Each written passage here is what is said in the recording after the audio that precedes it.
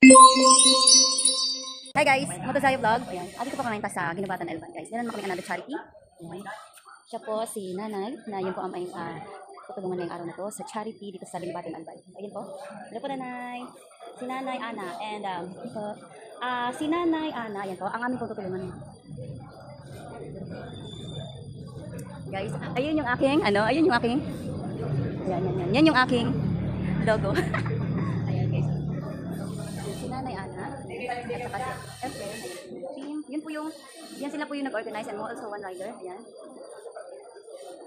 One rider, and one rider team, hello.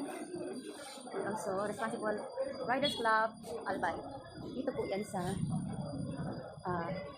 Ginubatan Albay. Sa covered court po sa kalsada. So, ayan po guys. Yung mga riders na nandito, kulang pa, marami pa kami. Ayan sila. Shout out po.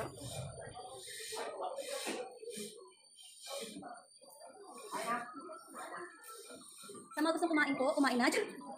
Ayaw ko kumain ng pasit yung lumigaw. Ay, masarap yan! Hi sir.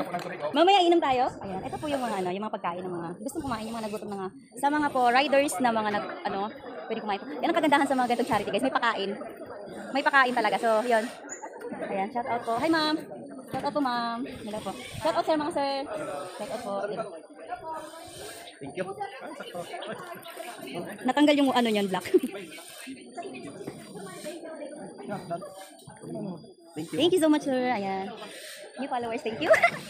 Thank you so much. So yun guys, mamaya continue tayo ng ating pag-vlog. Mamaya sa pagbibigay nila ng certification sa aming mga riders na nakalista dito sa aming charity. So ayan guys. Ay, sorry.